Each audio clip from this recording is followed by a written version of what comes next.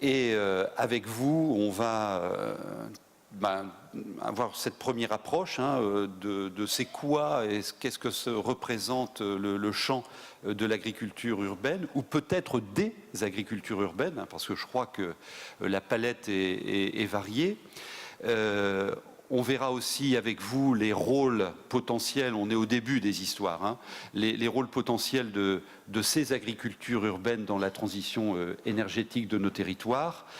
Comment on peut soutenir des politiques et des actions d'agriculture urbaine, et vous nous donnerez des premiers exemples. Et puis nous accueillerons, je vais leur demander de nous rejoindre tout de suite, 2 témoins pour 2 retours d'expérience. La ville de Lisbonne, avec Duarte Mata, qui est architecte paysagiste de cette ville.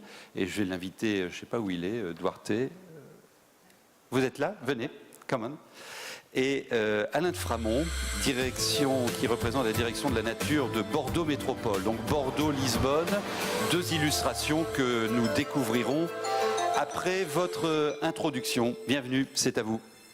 Merci Monsieur Lobry, j'espère que ça marche. Ça fonctionne. Ça fonctionne. Ça fonctionne. Donc il me revient la très lourde tâche de tenter de vous réveiller en douceur après cette nuit il y en a qui ne sont pas couchés. Et magnifique, c'est peut-être mieux. Alors donc je vais effectivement vous faire un petit exposé sur ce que sont ces agricultures urbaines, quel rôle elles peuvent avoir dans la transition énergétique et comment les villes, certaines villes, pas européennes, se saisissent de cet outil pour notamment raisonner leur transition énergétique et leur adaptation au changement climatique. Je devais être accompagnée de ma collègue Marielle Dubeling, qui est la directrice d'une ONG hollandaise qui s'appelle RUAF, Resource Center on Urban Agriculture and Food Security. Malheureusement, elle s'est blessée, donc je vais tenter de la remplacer de mon mieux. Alors d'abord, qu'est-ce que c'est les agricultures urbaines, puisqu'elles sont nombreuses? Parmi la douzaine de définitions qui existent de par le monde, les chercheurs en particulier se sont à peu près accordés sur des points importants. Ce sont les agricultures qui sont localisées dans la ville ou à côté de la ville, donc dans l'intra ou dans le périurbain. L'important est moins leur localisation que leur fonction pour la ville. Elles sont en lien fonctionnel avec la ville, c'est-à-dire qu'elles lui fournissent de manière prioritaire des aliments ou d'autres types de produits, et elles lui fournissent aussi des services, entre autres, on en parlera, la valorisation agricole des déchets organiques urbains. Et puis, elles partagent, ces agricultures, des ressources avec la ville. La première ressource à laquelle on pense, évidemment, c'est le foncier. Donc là, c'est un partage qui est surtout sur le mode de la concurrence, mais il peut y avoir aussi d'autres partages sur le mode de la concurrence, comme l'eau, dans un certain nombre de contextes, mais aussi sous le mode de la complémentarité, comme la main-d'œuvre. Beaucoup d'agriculteurs urbains, entre guillemets, ont aussi des activités en ville. Alors, ces agricultures sont extrêmement diversifiées. On va devoir passer très vite, mais on y reviendra dessus si vous voulez en discussion. Des formes au champ, notamment dans le périurbain, c'est un peu le plus classique, mais la petite slide que vous voyez là à votre droite, c'est à Antananarive, Madagascar, à 1 km du centre-ville, dans les bas-fonds de cette ville collinaire. Il y a de l'agriculture partout, l'agriculture productive. Elle est souvent dans les interstices urbains, avec notamment un retour de l'élevage, ou de certaines formes d'élevage en ville, abeilles, poules et moutons à travers l'éco-pâturage. C'est un phénomène qui se développe beaucoup. Et elle est aussi de plus en plus sur le bâti. Et là, vous avez 2 petites slides, l'une qui vous présente en haut la Loufa Farm à Montréal, c'est-à-dire une ferme urbaine, une serre sur les toits d'une zone industrielle à côté de Montréal. Et en bas, une ferme plus low-tech qui est à Dakar, donc une conquête des toits par l'agriculture. On va y revenir. Et puis, elle peut être marchande ou non marchande. Alors, non marchande, c'est souvent à travers les jardins associatifs urbains, partagés, familiaux, ex-ouvriers, qui se développent à vitesse grand V dans beaucoup de pays d'Europe. Et où elle peut être commerciale, notamment à travers des circuits courts, très divers là aussi. Et elle peut être high-tech ou moins high-tech. On voit se développer dans un certain nombre de villes et des projets européens sont en cours pour développer des formes, par exemple, de fermes verticales. Mais il y a aussi des formes au champ, des formes plus associatives de ces agricultures urbaines. Alors elles sont souvent nées, en fait, au moins dans nos pays industrialisés, pour avoir d'abord des fonctions sociales. Première fonction sociale, la recréation de liens sociaux en ville, parfois bien distendus, on est souvent assez isolés. Et je dirais qu'un des plus beaux exemples, c'est pas parce qu'il est là que je le dis, c'est les jardins associatifs urbains, et notamment une des villes qui a énormément investi sur cet outil-là, C'est la ville de Lisbonne, précisément, au Portugal, avec des jardins qui sont à triple fonction, j'allais dire, alimentaire, recréation de liens sociaux et aspects environnementaux. Mais Duarte va y revenir, je pense. Recréation de liens sociaux en ville, mais aussi directement, M. Lebris en parlait tout à l'heure, réinsertion dans l'emploi, notamment de personnes vulnérables. Et aujourd'hui en Europe, tous les projets d'agriculture urbaine mettent peu ou prou en avant le fait qu'ils vont créer de l'emploi local, et notamment de l'emploi pour les personnes qui ont été éloignées de l'emploi. Alors ce n'est pas un phénomène seulement européen. Dans la ville de Détroit aux États-Unis, il y a en particulier beaucoup de tentatives de création, et même de création réussie, de fermes urbaines qui emploient localement, notamment des personnes de la communauté noire. Et la petite photo que je vous ai mise là, c'est une ferme très intéressante à Paris, qui produit des pleurotes, donc des champignons, sur du marc de café, dans une toute petite surface, sur 150 mètres carrés dans les caves de Rungis.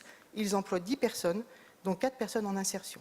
En termes, sur le plan agricole, c'est un taux d'emploi absolument phénoménal. Autre élément, et pas des moindres, l'éducation des jeunes urbains, mais peut-être les moins jeunes aussi, à travers l'éducation à l'agriculture et à l'alimentation, notamment à travers des outils comme les jardins pédagogiques, comme les ateliers de quartier, comme les AMAP ou équivalents, les distributions de paniers, qui permettent de se réapproprier un peu un lien avec l'alimentation. Donc ça, ce sont des fonctions sociales qui, dans nos pays, sont souvent mises en avant. Mais ce qu'on peut se poser comme question, c'est quel rôle elles peuvent avoir, ces agricultures urbaines, sur la transition énergétique des villes. Alors, ils sont nombreux, ces rôles. Là, je vais juste faire quelques flashs sur 3 d'entre eux. Premièrement, la réduction des transports alimentaires. A priori, on peut se dire, bah oui, c'est évident, hein, on a des productions de proximité dans la ville ou autour de la ville, donc forcément, on va faire des économies de transport alimentaire, des économies d'énergie, en particulier de carburant. C'est généralement vrai, mais pas toujours. Pas toujours, et des études allemandes réalisées par un collègue de l'université de Gießen ont montré sur un certain nombre de filières, et notamment ici, la filière viande d'agneau qui approvisionne Berlin. Ce monsieur a comparé 2 chaînes, la chaîne internationale, on fait venir des moutons de Nouvelle-Zélande, on les amène dans le port de Hambourg, et puis du port de Hambourg jusqu'à Berlin, ou la chaîne dite régionale, à savoir des éleveurs du Brandebourg, fournissent à petite quantité un petit groupe de consommateurs à environ 50-60 km de distance de Berlin. Quand on compare les consommations de carburant rapportées au kilo de bêtes livrées, malheureusement, j'allais dire malheureusement pour les circuits courts, ça n'est pas au bénéfice des circuits courts, c'est bien au bénéfice plutôt des chaînes internationales. Alors ça veut dire quoi? Ça peut paraître paradoxal, mais pas tant que ça.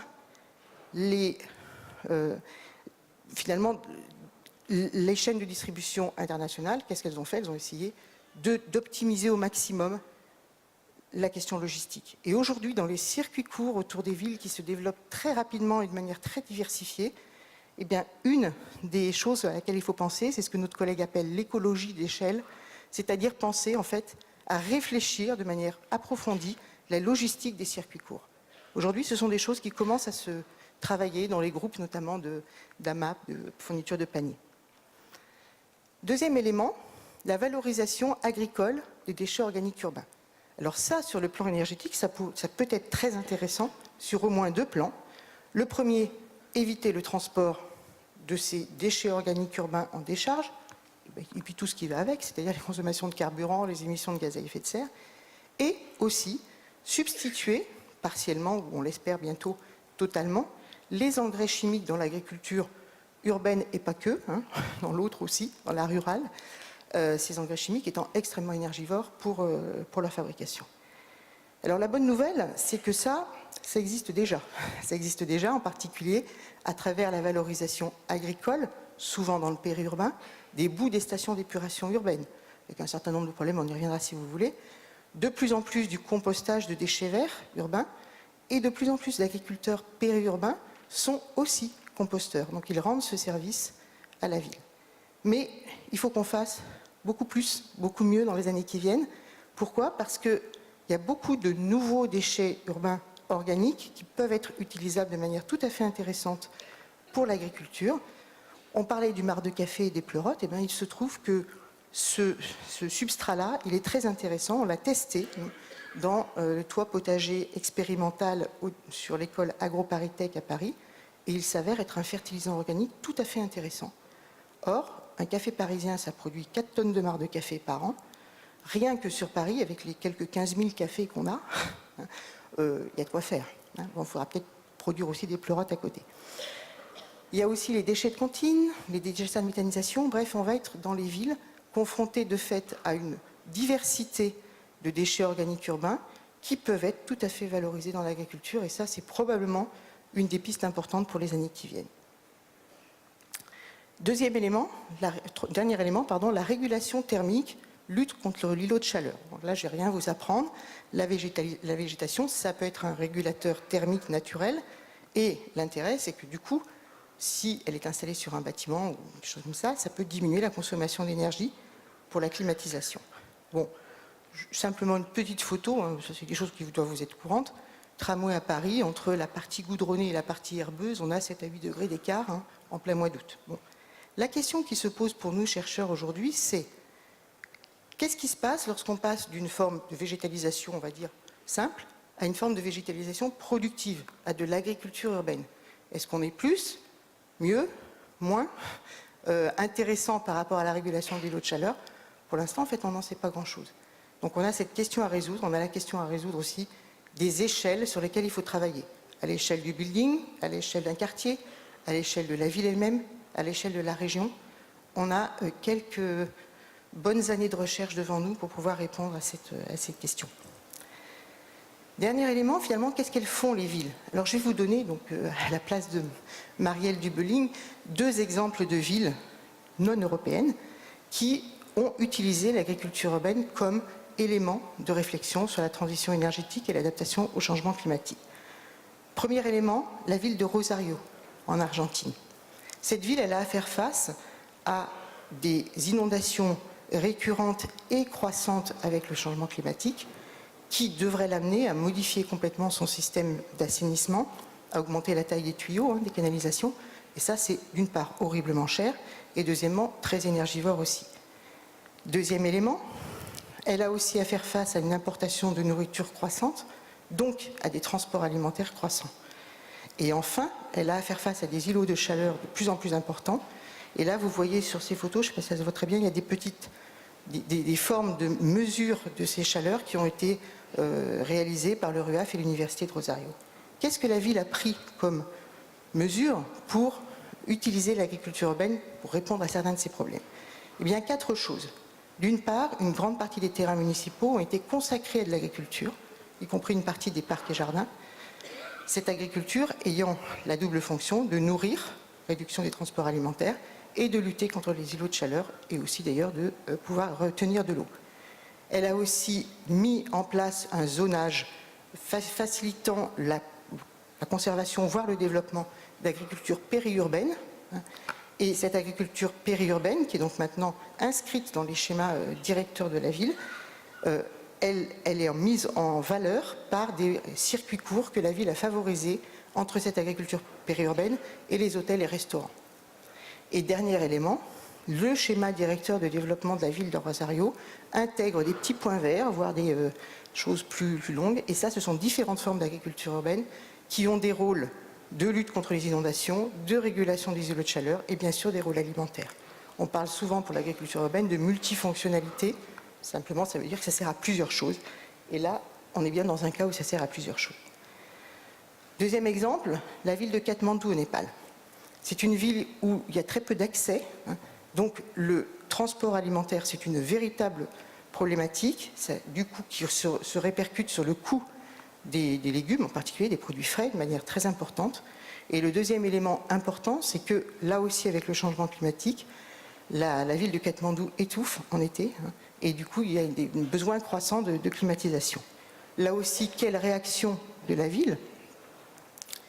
Eh bien, une première qui est très importante, qui est qu'en 2014, la ville de Katmandou a pris des mesures pour que d'ici la fin 2016, 20% des toits, qui sont tous plats généralement, dans la ville de Katmandou, soient équipés de formes d'agriculture urbaine. Avec là aussi, au moins 2 objectifs: contribuer à l'alimentation, donc réduire les transports alimentaires, et pouvoir lutter contre les îlots de chaleur, réduire les besoins en climatisation de la plupart de ces immeubles. Donc ça, ce sont 2 exemples au nord. que vous pouvez en avoir sur le RUAF a fait tout un tas d'études sur la question du changement climatique et de la transition énergétique et des rôles de l'agriculture urbaine dessus, on va voir qu'il n'y a pas que dans ces pays. Aussi en Europe, il y a beaucoup d'initiatives qui aujourd'hui utilisent l'agriculture urbaine comme levier alimentaire, mais aussi levier par rapport aux problèmes posés par les consommations d'énergie en ville, notamment la réduction des îlots de chaleur. Donc je pense que dans les 2 interventions qui vont suivre, on va voir des exemples tout à fait convaincants de ça. Et ce que je voudrais dire, c'est qu'on a peut-être intérêt, nous Européens, à s'inspirer d'expériences antérieures, précisément des pays du Sud, qui ont beaucoup développé ces éléments d'agriculture urbaine, et que là, on est peut-être dans une forme intéressante de transfert de technologie, de savoir sud-nord. C'est pas si courant, donc profitons-en.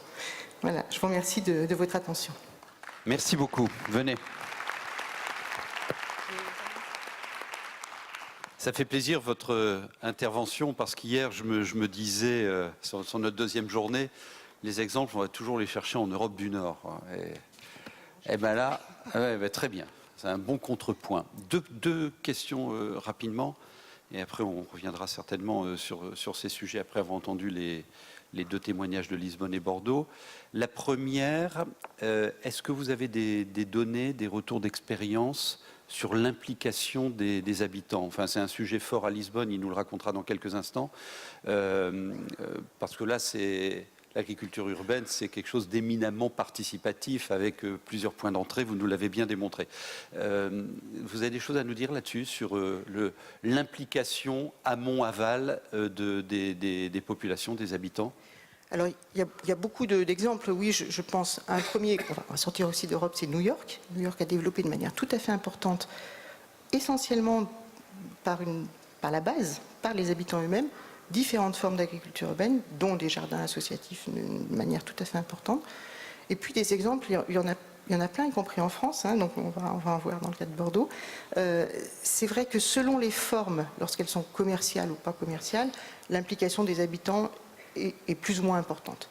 Mais ce que l'on voit aujourd'hui, par exemple à Paris, il y a un programme de végétalisation porté par Madame le maire, végétalisation dont une partie productive, 100 hectares, dont 30 hectares en agriculture urbaine pour les toits. Et on se rend compte que ça mobilise quand même beaucoup les Parisiens, y compris pour donner leur avis sur l'implantation de formes productives, de serres sur les toits, autre chose comme ça. L'autre question à caractère économique, sur cette dynamique émergente, est-ce que c'est l'apanage exclusif du monde associatif ou est-ce qu'il y a déjà des opérateurs, des agents économiques qui s'y intéressent? Est-ce qu'il y a un business en toile de fond sur ces projets-là? Alors il y a aussi actuellement très clairement la montée en puissance d'opérateurs économiques qui s'intéressent à ces formes d'agriculture en ville pour vendre des produits et ou pour vendre des services. Un exemple, alors que je prends souvent, qui est situé à New York là aussi, c'est la Brooklyn Ranch, qui est une ferme urbaine sur un toit, à peu près 4000 m².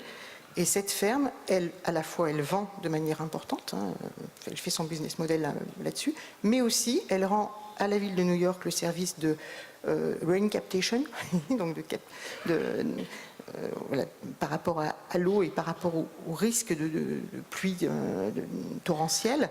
Et la ville de New York finance ces fermes au nom de ces services en disant ça nous coûte beaucoup moins cher de vous financer que précisément d'augmenter la taille des tuyaux. Donc là, les opérateurs économiques, ça commence à les intéresser très sérieusement et en Europe aussi. Bon, très intéressant à regarder. Très bien. Alors, Duarte Mata nous amène un beau cadeau juste avant de prendre la parole, puisqu'il est venu avec un très beau film, de bien belles images, et qui vont vous démontrer ce qu'il met en place à Lisbonne, et ensuite, il nous expliquera. Regardez.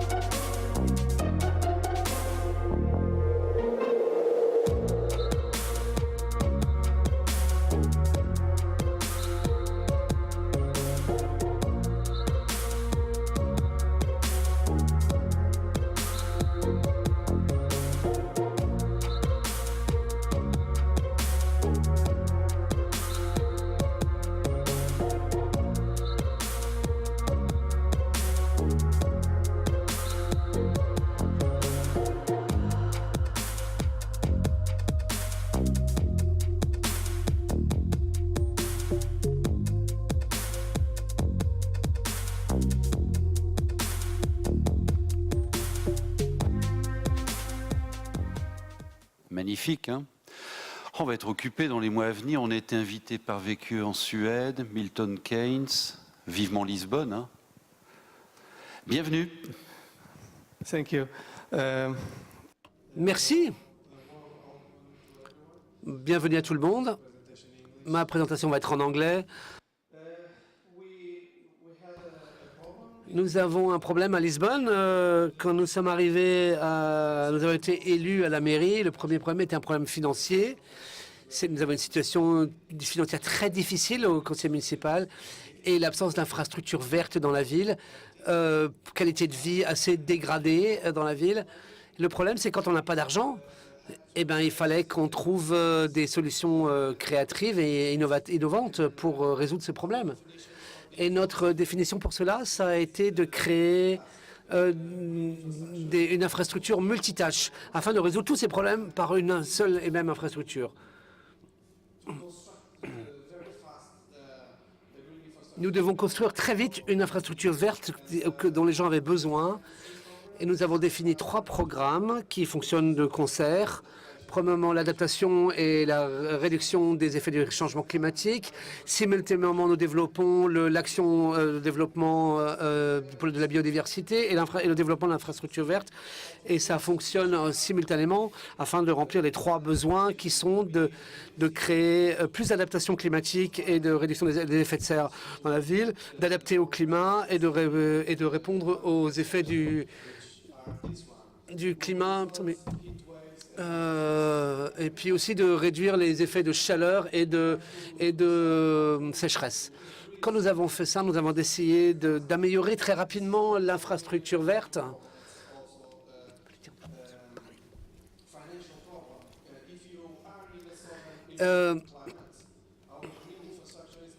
Quand on est dans le sud, notre infrastructure verte, c'est pas si simple à améliorer parce que c'est très cher. Il faut gérer énormément de problèmes de maintenance. Donc la définition, si vous voulez une infrastructure verte avec des systèmes d'irrigation, avec des engrais, tout ça, pour devenir vert, pour que les gens voient tout de suite les arbres pousser, ou si vous voulez une infrastructure verte différente qui est adaptée aux besoins sociaux, aux intérêts de la population, qui est très participative et qui coûte pas très cher d'un point de vue de la population. Donc, quand nous avons défini les solutions pour créer l'infrastructure verte, nous avons également défini une implémentation pas chère et des coûts de maintenance faibles, parce que ça, c'est très important. Si vous voyez ici sur cette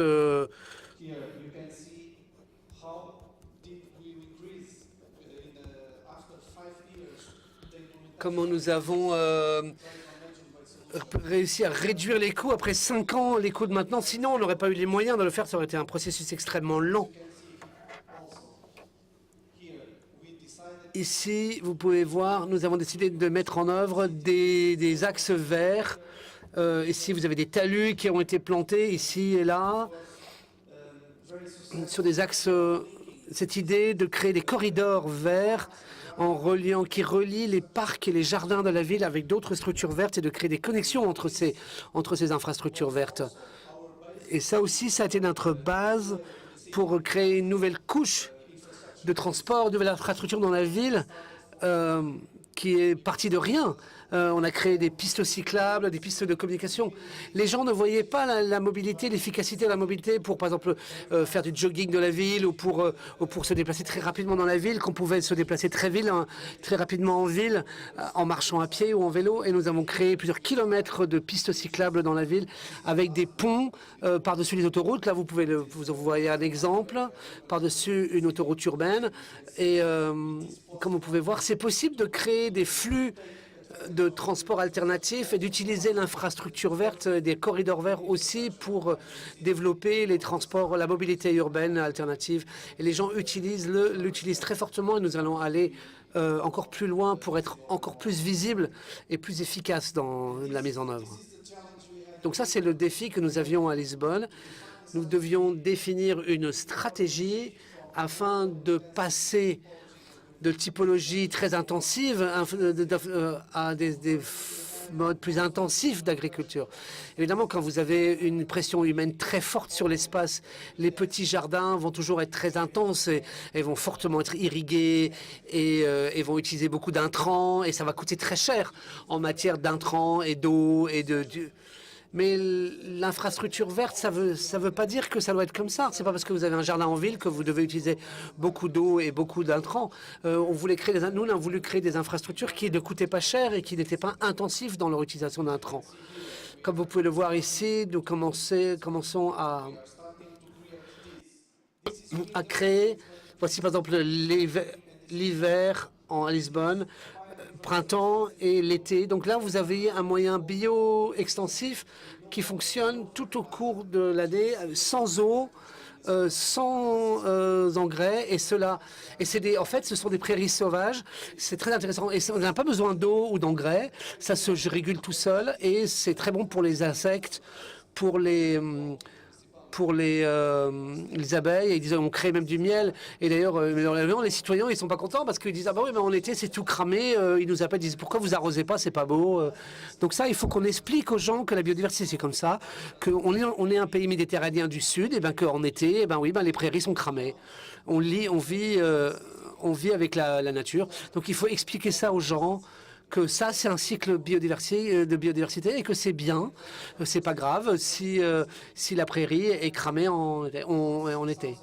Nous plantons des milliers d'arbres afin de réduire les puits de chaleur en ville qui sont très forts en été. Nous avons des températures moyennes de 40 degrés en moyenne. Donc c'est très très dur quand vous vivez dans des grands ensembles comme ça à 40 degrés de chaleur. Et vous mettez la clim à fond.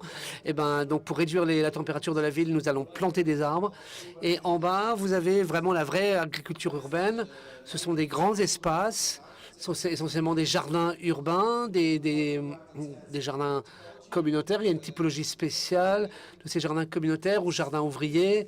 Donc voici la cellule de base, l'unité de base de ces jardins. Ce sont des espaces publics qui sont agréables à regarder. Ça fait partie, c'est comme un parc en fait.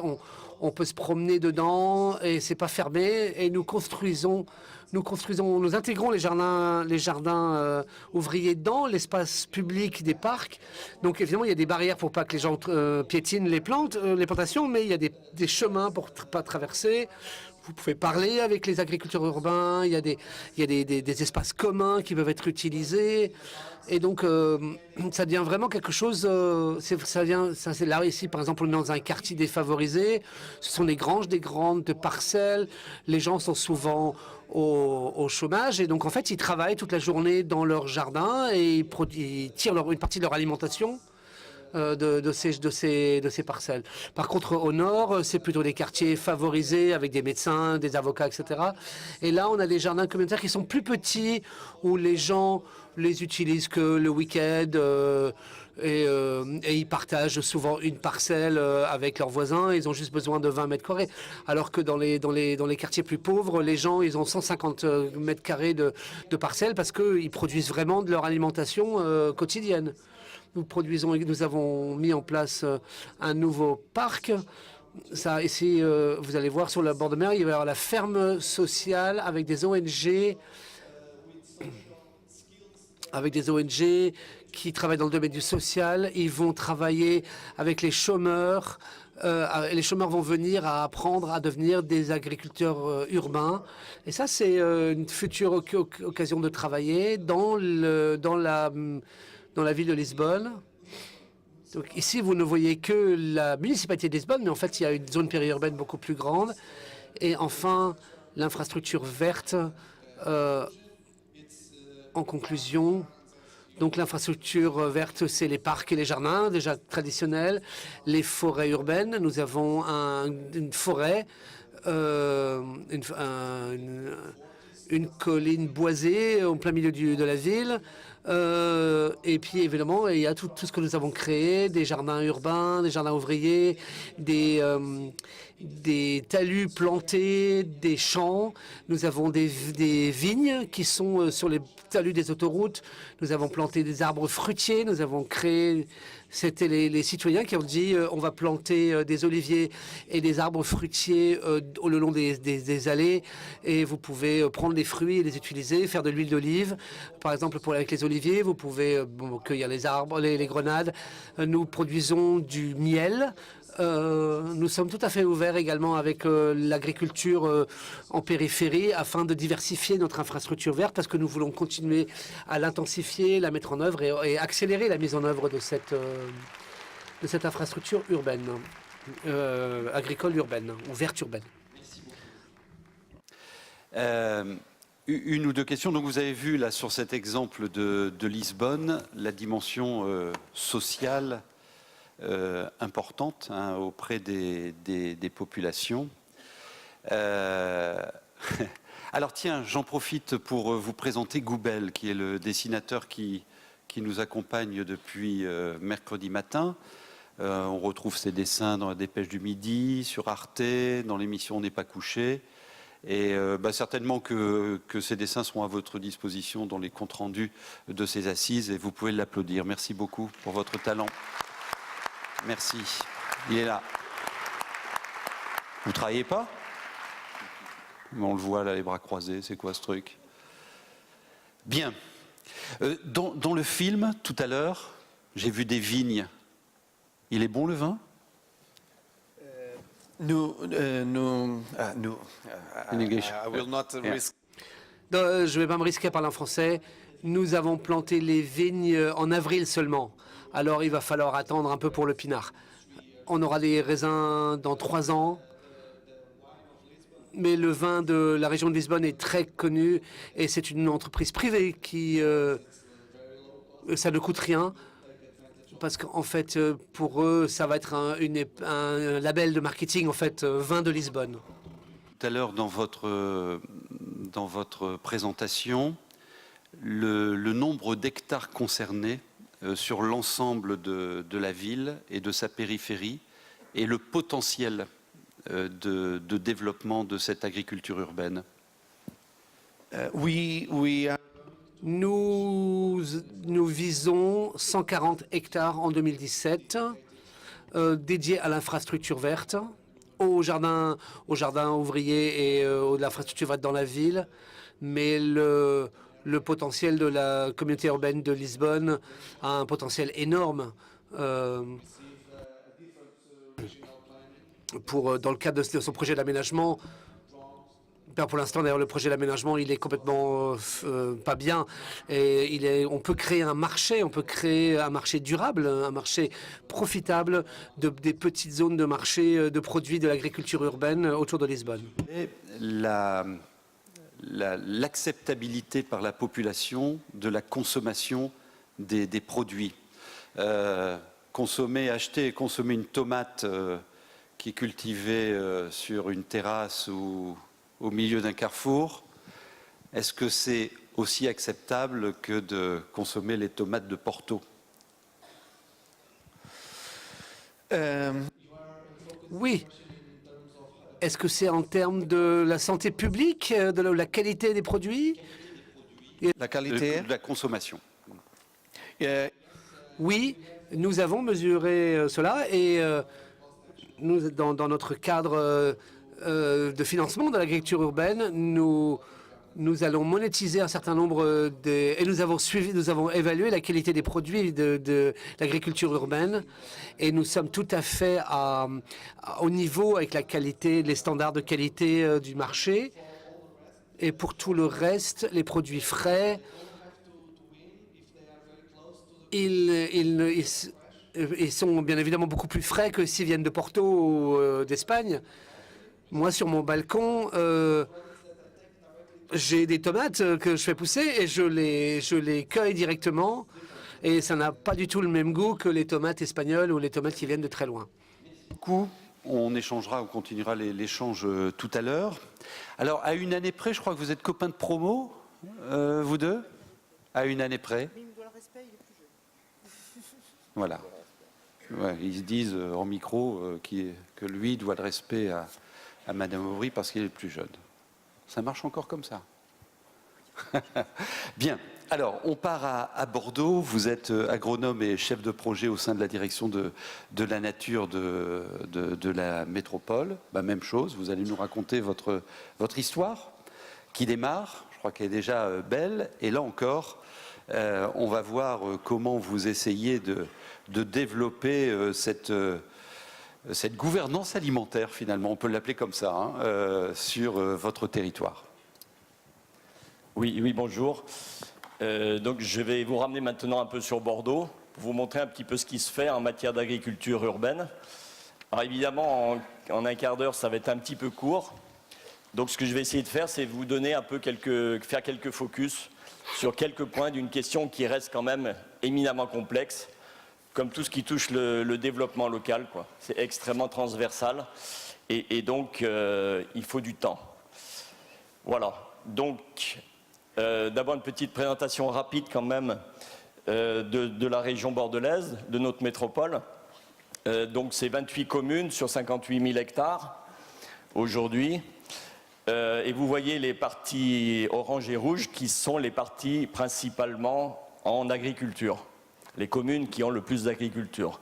Aujourd'hui, en quelques mots, on a recensé 5800 hectares de SAU, de surface agricole utile, ce qui était pour nous en 2011, quand on a été créé, déjà une belle surprise. Et on a recensé 176 exploitations avec la Chambre d'agriculture, toutes productions confondues. Alors c'est un chiffre intéressant, il y a du potentiel foncier en prime, mais il faut aller le chercher. Et puis quand même juste une petite remarque, la principale difficulté qu'on a aujourd'hui avec ces exploitations, c'est quand même le problème de la transmission. C'est-à-dire que c'est des entreprises économiques, mais un peu à bout de souffle, en viabilité économique incertaine. Je parle des principales, je ne parle pas de Aubryon et quelques exploitations comme ça un peu particulières. Mais les autres sont en difficulté. Et quand vous avez un agriculteur qui a 70 ans, est encore au boulot et vous dit « moi je ne pense pas à ma succession parce que c'est ma vie », en milieu urbain ça pose particulièrement des problèmes. Donc voilà, la situation c'est ça. Dans le nord, on a deux grands territoires. Il y en a un qui est la vallée maraîchère, qu'on a consciencieusement détruit depuis 50 ans, et donc qu'on essaye de reconstruire aujourd'hui. Pour cela, il a été créé ce qu'on appelle un PENP. Alors c'est un jargon barbare, mais c'est un périmètre extrêmement intéressant, c'est un outil foncier extrêmement puissant, puisqu'il fige la destination agricole ou naturelle de toutes les parcelles qui sont dedans. Et pour vous dire, la puissance de l'outil est à la hauteur des tensions extrêmes que cela provoque. C'est-à-dire, vous pensez que quand vous allez faire ça, on va vous féliciter, on va dire bravo. C'est pas du tout ce qui se passe. L'enquête publique est vraiment musclée et derrière, c'est compliqué, vraiment compliqué. Pourquoi ? Parce que, en gros, quand vous figez cette destination, ça veut dire que financièrement, vous provoquez un cataclysme financier auprès des propriétaires. Je reviendrai un petit peu dessus. Je voudrais faire un petit focus maintenant sur quand même la problématique. C'est pourquoi on fait ça, pourquoi depuis 2011 on s'intéresse à ces questions. D'abord à l'origine, si on regarde en haut à gauche, l'agriculture depuis 50 ans, qu'est-ce que c'est ? C'est une agriculture qui est soumise au commerce global, général, donc ordinaire. Et c'est une agriculture qui est un peu sous l'angle du pétrole. Je pense que ce terme-là vous parle. Et donc lié notamment au transport. L'agriculture aujourd'hui est liée au transport, ce qui pose quand même un certain nombre de problèmes. Par exemple, dans votre assiette, quand vous mangez, les aliments que vous avez ont fait en moyenne plus de 1000 km. Et voilà, ça c'est un premier problème. Par rapport au territoire, là je reviens au territoire urbain bordelais, mais bien sûr à Dunkerque c'est pareil et ailleurs aussi. Ce qui s'est passé, c'est un mitage urbain. Ce mitage urbain a plombé beaucoup les réserves agricoles, les vraies réserves agricoles qu'on avait, les territoires naturels et agricoles. Donc on a hérité d'une situation comme celle-là. Et puis cette déprise agricole générale depuis des années et qui continue, même si aujourd'hui on essaye de stopper cette affaire-là. Un dernier point particulier, la pollution en milieu urbain, bien entendu. On a sur Bordeaux plusieurs rivières, on appelle ça des jalles. C'est sur cette jalle, par exemple, que se trouve la vallée maraîchère, mais elle est au sein d'un bassin versant où il y a toute l'économie, une bonne partie de l'économie bordelaise, l'aéroport, l'aérospatial, etc. Et donc, vous imaginez tout ce que ça peut trimballer en plus de l'eau. Et cette eau est utile à l'agriculture, elle est utile donc à la métropole et à ses habitants. Donc, problème de pollution. Après ça, en termes d'enjeux, en 2011, quand il a été décidé, c'était une volonté politique forte de revenir sur ces sujets-là. Je dirais qu'en fait, chronologiquement à Bordeaux, il y a eu deux grands piliers. Le premier, c'est l'écologie. L'idée qu'une communauté urbaine, puisque c'était une communauté urbaine à l'époque, ne peut pas durablement se développer si elle ne s'appuie pas sur un territoire qui a une véritable trame verte et bleue. C'est-à-dire sur un territoire qui est vivant, qui est un socle vivant, qui permet le développement durable de ces autres activités, par ailleurs indispensables, l'économie, l'habitat, etc. Donc l'urbain. Donc cette volonté-là était première. Il en est venu une deuxième très rapidement, et en fait, beaucoup sous la pression des habitants eux-mêmes. C'est ça qui est intéressant. De plus en plus d'habitants, vous le savez, sont demandeurs d'une alimentation de qualité, sûre, entre guillemets. Alors qu'est-ce que ça veut dire sûre? Ça veut dire déjà on sait d'où elle vient, on sait comment elle est produite. Et donc là, on arrive à nos affaires de circuit court. Donc en fait, on a essayé d'aborder cette question sous l'angle de la sécurité alimentaire, avec un chiffre que je vous donne, c'est que l'autosuffisance alimentaire sur Bordeaux est d'environ 1 jour. Ça veut dire que la production annuelle alimentaire est avalée en 1 jour par les habitants de la métropole. Vous voyez, en termes d'insécurité, ce que ça représente. Tout est lié au transport. Ces deux piliers, après ça, se retrouvent largement avec d'autres enjeux. C'était qu'aujourd'hui, une métropole qui touche à des compétences vraiment multiples, on rejoint plusieurs autres questions, et j'en cite 2.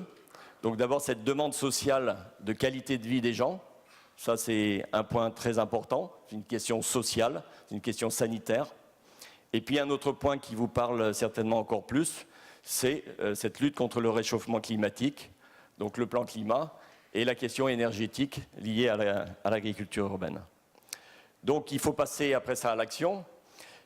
Donc la complexité, elle est là, c'est que pour développer de l'agriculture urbaine de manière intéressante, il faut toucher à tous les leviers. Alors je vais citer un premier levier, c'est l'aménagement du territoire.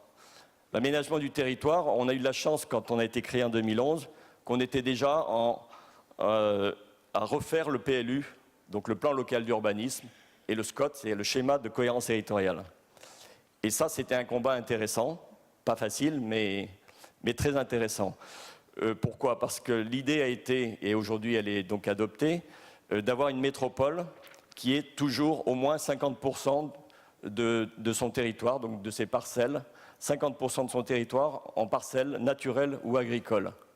C'est un chiffre qu'il a fallu aller chercher. C'est-à-dire, c'était une réalité en 2011, et aujourd'hui on dit, demain la métropole aura toujours 50% d'espaces naturels et agricoles. Surtout naturels, puisqu'on a vu que les espaces agricoles, c'était environ 10%, avec un petit potentiel de développement.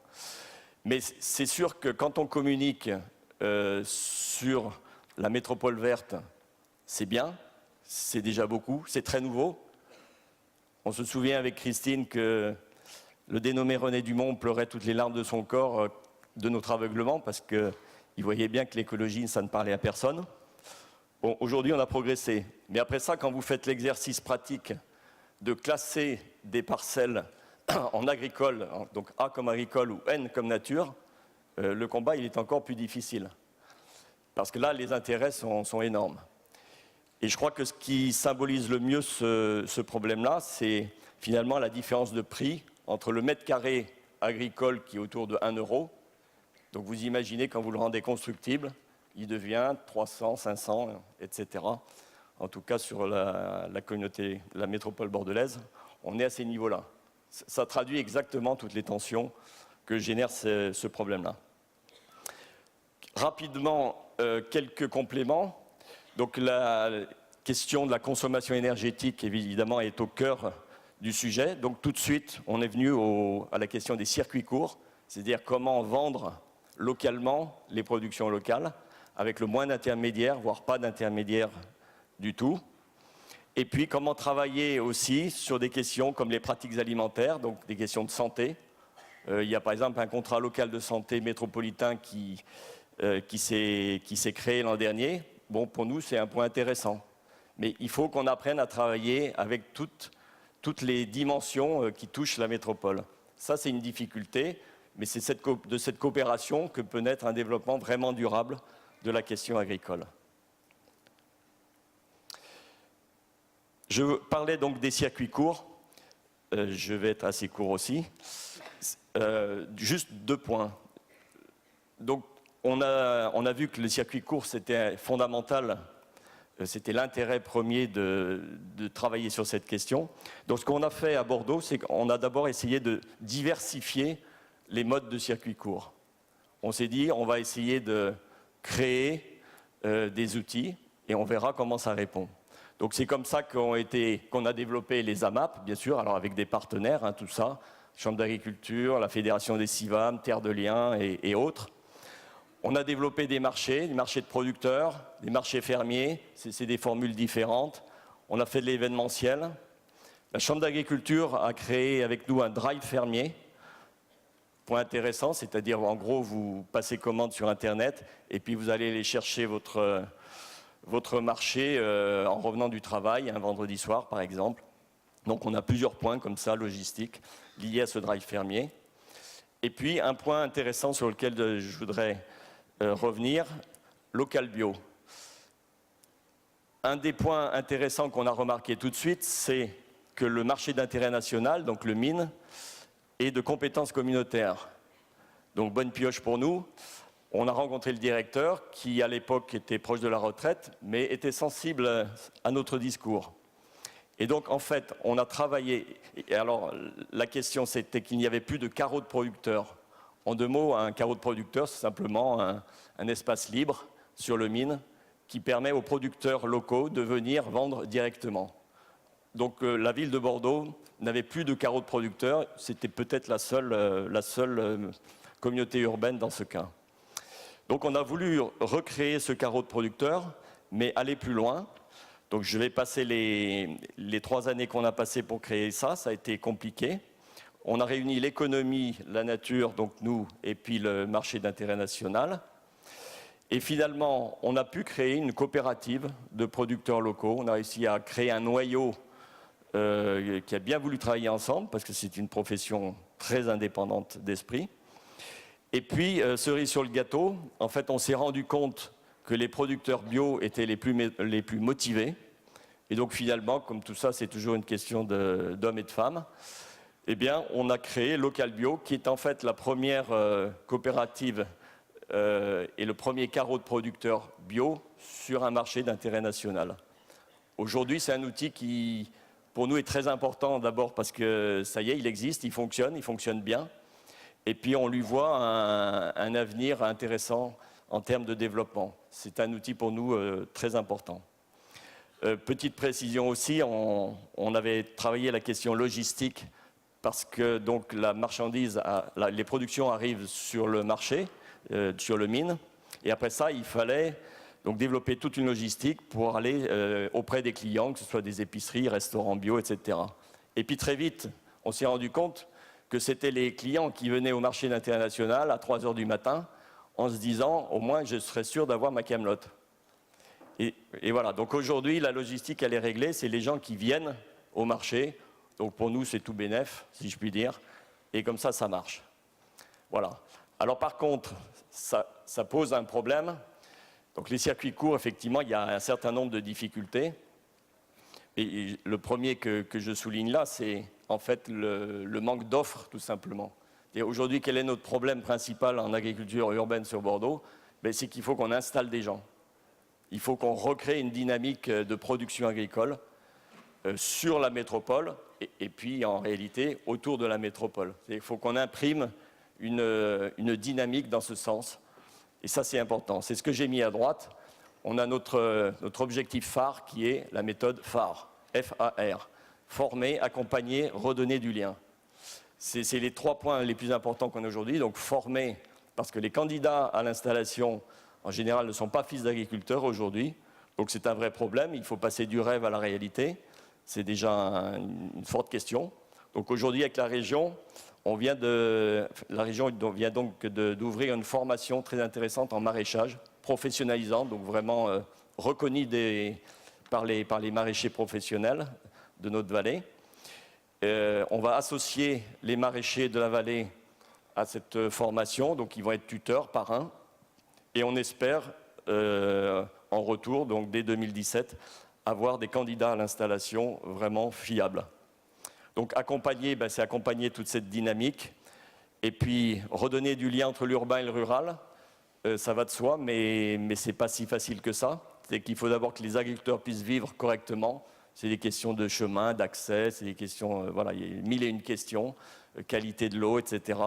Donc il faut qu'on fasse un effort les uns vers les autres. Et à l'inverse, il faut aussi que les agriculteurs se rendent bien compte que finalement le potentiel qu'ils ont, c'est 750 000 habitants de la métropole. Voilà, donc il faut que ça devienne vraiment un atout. Voilà, pour terminer, je voudrais juste dire un petit mot sur la gouvernance alimentaire. Bien entendu, pourquoi on fait ça? On l'a dit, c'est pour l'alimentation. Et aujourd'hui, il y a une démarche qui a été initiée par l'État, Ville de Bordeaux, département et autres, pour créer une véritable gouvernance alimentaire. Alors, on l'a dit, cette question, elle est complexe.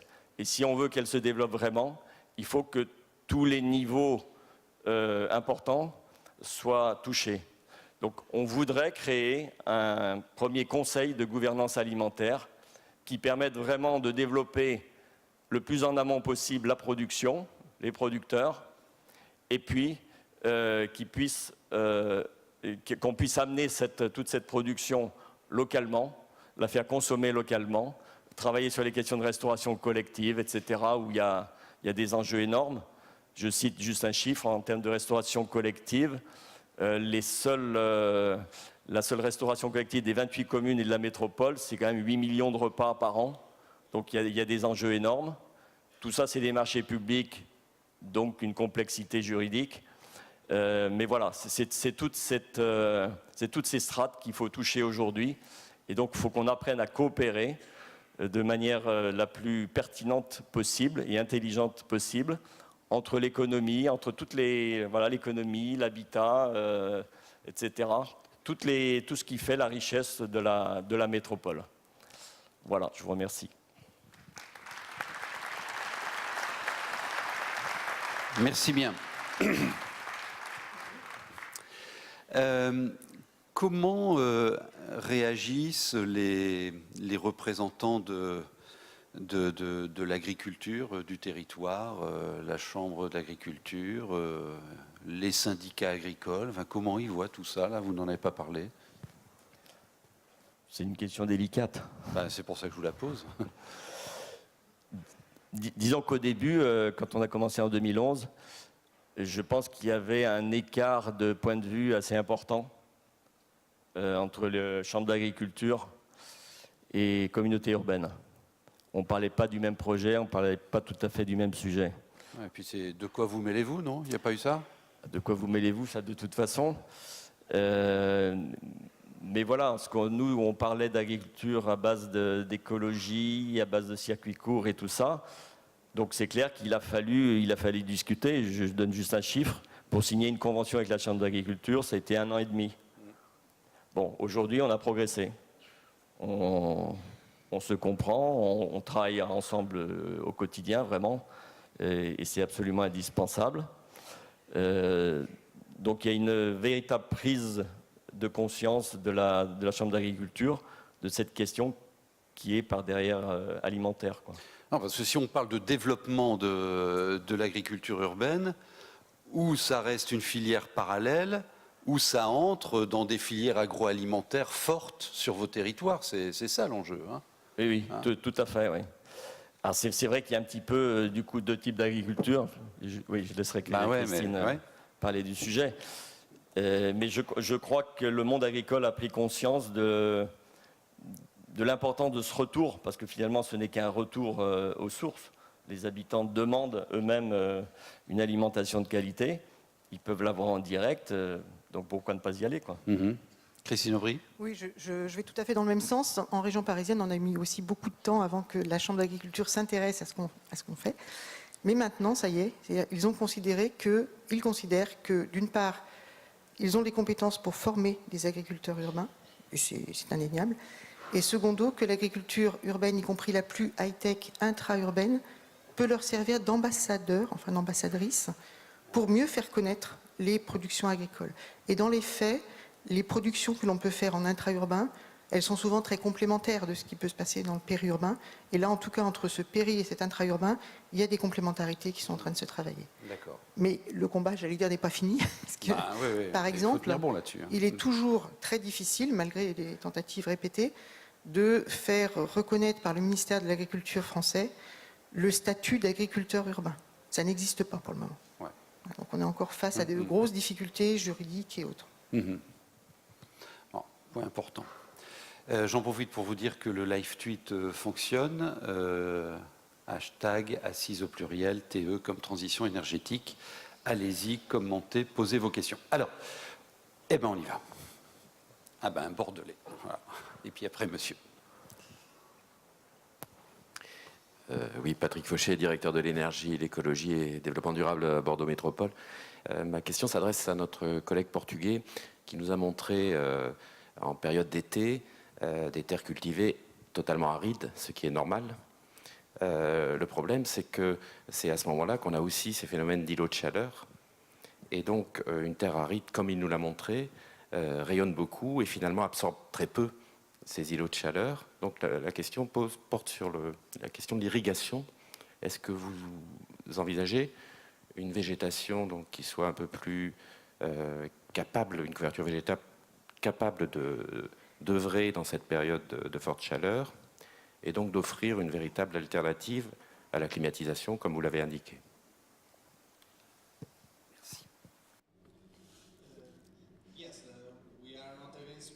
Oui, on n'est pas contre l'eau, hein, bien sûr. On essaie d'être proactif en termes d'efficacité de l'eau. On essaie de réduire l'utilisation de l'eau quand on peut l'utiliser à des choses plus efficaces. On a essayé ces dernières années de créer une utilisation mixte avec les arbres, de créer le meilleur équilibre écologique qui peut assurer un mélange entre les prairies qui ont besoin de soleil pour être actives et l'ombre des arbres. On y travaille. On est entré dans un projet. Nous investissons également beaucoup dans l'efficacité du système d'irrigation et on travaille très dur sur la réutilisation d'eau à partir des stations d'épuration. On travaille avec les fournisseurs locaux, on travaille avec Horizon 2020 pour appliquer les principes dans une très grande vallée. On va plutôt, j'espère, utiliser l'eau. C'est notre objectif pour créer toute une vallée qui est irriguée par des eaux usées, des eaux qui viennent de la station d'épuration. Bien entendu, ce que je vous ai montré, ce sont les prairies extensives, mais on a aussi beaucoup de jardins communautaires, plein de végétation à l'été, mais avec de l'eau, en utilisant de l'eau. Merci, Rénal Bavet, de l'Agence d'urbanisme et de développement à Lorient. Je me réjouis de toutes ces expériences très rafraîchissantes, à la fois dans le monde, en Europe et en France, et je voulais juste signaler que le réseau des agences d'urbanisme venait de publier un recueil d'expériences d'agriculture locale, de politique agricole locale, d'agriculture urbaine en France. Donc c'est une quinzaine de villes qui ont fait part de leur expérience qui se trouve dans ce recueil. On en a mis quelques exemplaires, une cinquantaine à la sortie, à côté des à côté des casques. Et par ailleurs, je voulais, à titre personnel, faire une petite suggestion à l'organisation que je trouve par ailleurs au top. Mais compte tenu du fait que l'élevage représente à peu près, c'est la FAO qui le dit, à peu près 15% des émissions de gaz à effet de serre, je trouverais judicieux et cohérent d'offrir une alternative végétarienne et locale dans les repas servis aux assises. Merci. Je me mettrai à côté de vous ce midi pour voir si vous ne prenez que des légumes et des endives cuites. On appelle ça des chicons ici. Madame. Ah ben allez-y. Merci beaucoup. Brigitte Compin-Muret, je suis ingénieure-chercheur sur les villes et territoires durables, toutes les économies alternatives, et je suis également paysagiste de l'École nationale supérieure du paysage. Voilà, alors il n'est pas inutile de souligner l'importance de préserver le foncier en amont, surtout celui qui est à haute valeur agropédologique dans les villes. Et souvent, ça représente aussi un patrimoine culturel et historique, comme les marais de Bourges, les ortillonnages d'Amiens, le potager du roi à Versailles et les jardins maraîchers de Nevers. Il existe aussi des expériences de verdissement des PCET, comme le projet Sauge à Besançon, le projet de Fontainebleau qui alimente les restaurations locales, les marchés, les cantines, les commandes publiques. Donc, en ce qui concerne les PCET, c'est les volumes produits qui sont donc mis en exergue avec les volumes de CO2 économisés. Voilà.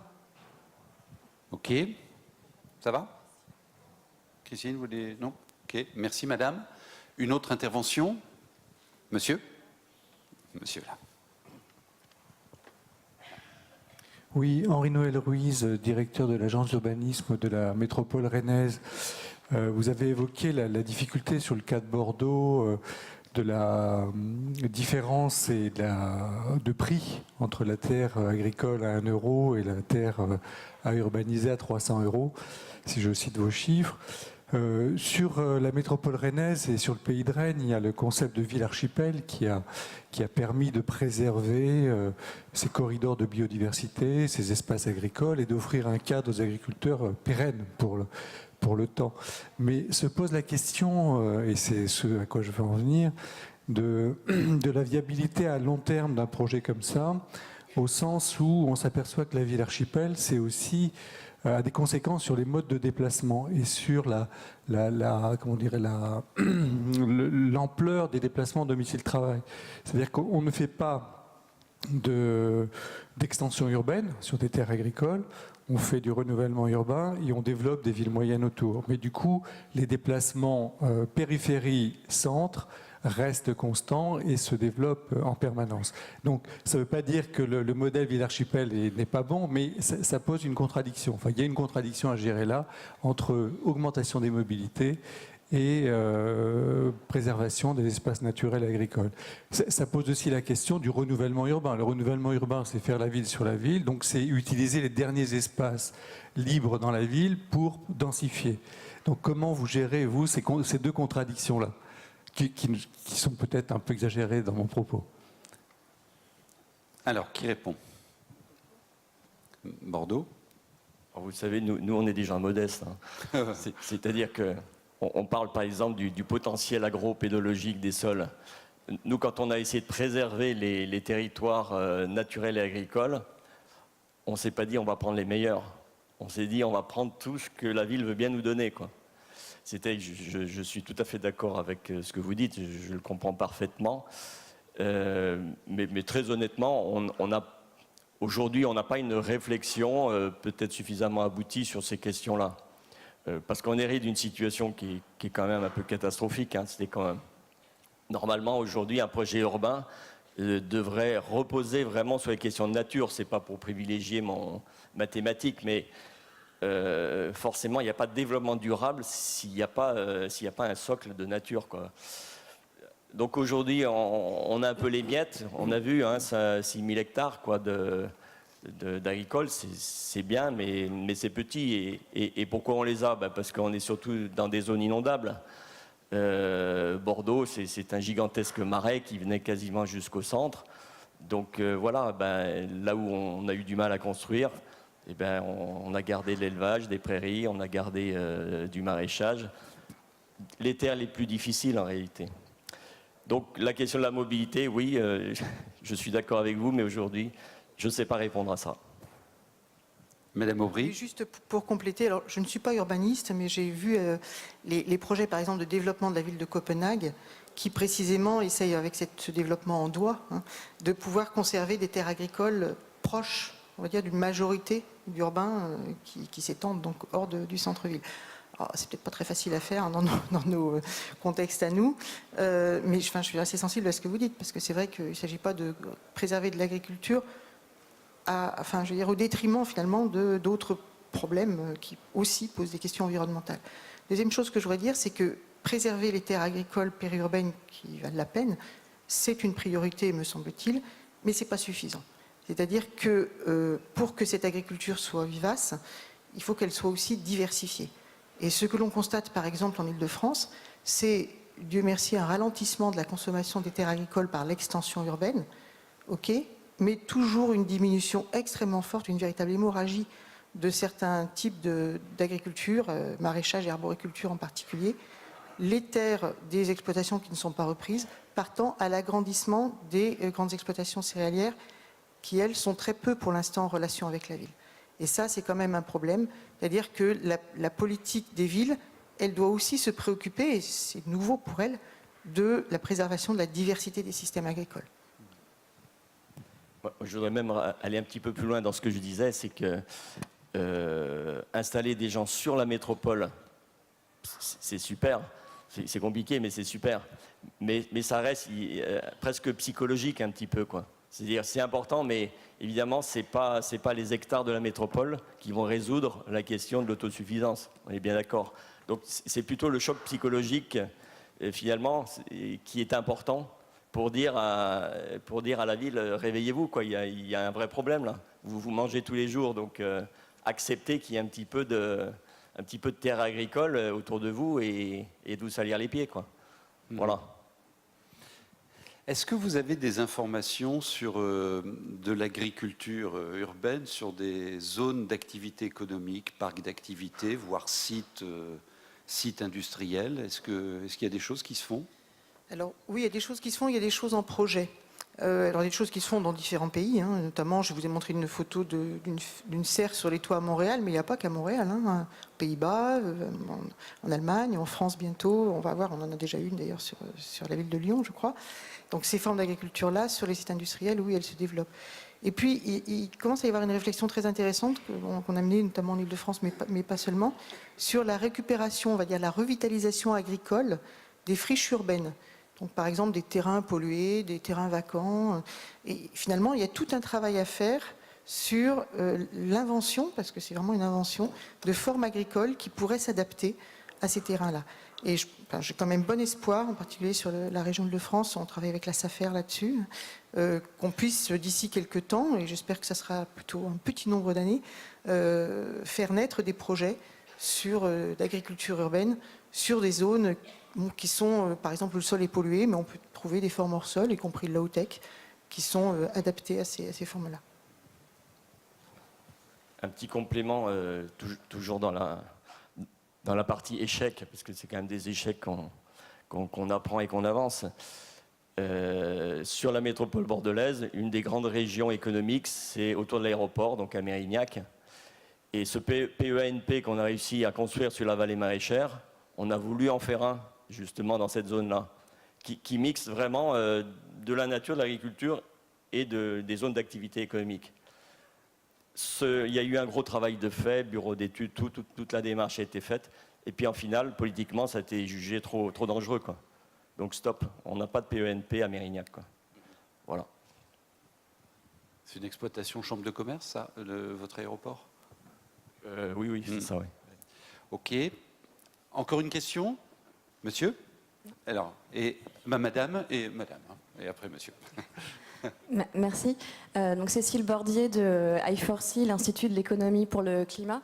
J'ai une question justement qui porte sur les outils économiques qui permettent de favoriser la mise en place de la végétalisation en ville, donc des toits verts ou d'autres types d'agriculture urbaine. Nous, on a fait une étude là-dessus, justement, avec des exemples à Chicago ou dans d'autres villes. On n'a pas été jusqu'à Katmandou, mais à Chicago, je sais qu'il y a des incitations fiscales pour les promoteurs immobiliers pour mettre en place des toits végétalisés. Et du coup, je voulais savoir, dans les exemples qui ont été cités ce matin, comment est-ce que vous avez favorisé justement la participation des citoyens, du secteur privé, la collaboration avec les mairies, avec le côté public. Et voilà, je vous invite aussi, du coup, je fais de la pub en même temps pour notre publication à paraître sur notre site i4ce.org. Merci. Merci. Oui, alors peut-être quelques éléments de réponse. D'abord pour dire que pour l'instant, on a peu fait ça. On regarde ce qu'il se passe, enfin, en tant qu'équipe de recherche, c'est pas non plus notre objectif, mais on regarde ce qu'il se passe et on regarde quels sont précisément les outils et les implications. Alors, ce que l'on constate aujourd'hui, c'est deux choses. C'est un, que les incitations de type réglementaire des villes jouent un énorme rôle, et pas que en France. Dès lors qu'une ville, par exemple, prend la décision, comme Katmandou, mais comme aussi Toronto ou d'autres, d'imposer quelque part la possibilité de faire de l'agriculture urbaine sur les toits des nouveaux immeubles, forcément, ça change un peu la donne. Ensuite, je veux dire, les incitations de type plus économique, j'ai pas d'exemple précis en tête. Ce que l'on peut voir dans d'autres pays concernant plutôt l'utilisation des terres périurbaines, c'est qu'effectivement, lorsqu'il y a de la part de la ville la prise en charge, par exemple, ou la détaxation d'une partie du foncier, à partir du moment où il est laissé à l'agriculture, ce sont des éléments qui sont bien sûr favorables. Bon, moi je suis très intéressée par lire votre étude parce que pour l'instant c'est vrai qu'on a encore peu travaillé sur ces éléments-là. Ok, très rapidement en complément et ensuite dernière question de monsieur. Non, juste pour dire que là aussi sur la métropole bordelaise, ces questions-là sont plus que timides. Sur le PENPD JAL, donc la vallée maraîchère, on a essayé d'aborder cette question avec les propriétaires parce qu'en fait, j'ai pas tout dit, mais cette vallée maraîchère, elle est occupée qu'à moitié.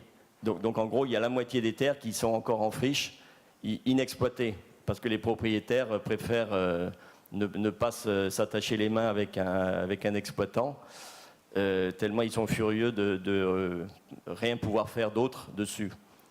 Donc on a essayé de proposer des systèmes comme ça, mais aujourd'hui, franchement, ça ne fonctionne pas.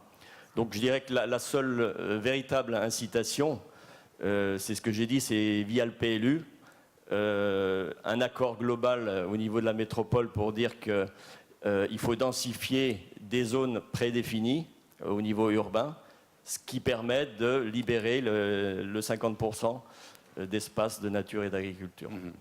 Dernière question, monsieur. Bonjour, Pierre Gouello de l'association Les Petits Débrouillards. Moi, je voulais parler plutôt du lien social avec une initiative qu'on met en place sur l'Artois dans la région et aussi avec d'autres associations sur Roubaix. C'est d'exploiter jusqu'au bout ces jardins partagés et d'en faire des repas conviviaux. Donc d'inviter les gens à cuisiner les légumes qu'ils auront cultivés. Et avec un écueil un peu actuellement, c'est d'avoir l'autorisation des mairies, des communautés d'agglomération pour utiliser les lieux qu'ils nous prêtent en termes de cuisine, avec beaucoup de questions sur la réglementation qui viennent sur la table. Et du coup, je veux pas qu'on en fasse, quoi. C'est la réponse que j'ai. Alors, je crois que vous soulevez un point tout à fait important, c'est-à-dire vraiment dans ce rôle social des jardins de manière générale ou d'autres formes d'agriculture urbaine, c'est vraiment le lien à l'alimentation qui est important pour les gens et la redécouverte de ce lien à l'alimentation, la cuisine, etc. Donc c'est vraiment quelque chose d'important et c'est vrai que là encore on en est au début. Donc je pense que la plupart des villes sont plutôt de bonne volonté, mais il est vrai qu'il leur faut souvent remettre un peu à plat des réglementations qui existaient bien avant qu'existe l'idée qu'on puisse refaire de l'agriculture urbaine en ville. Parce que c'est vrai que c'est un retour à l'échelle historique. Pour nous, c'est quelque chose qui arrive, mais non, c'est un retour. Duarte.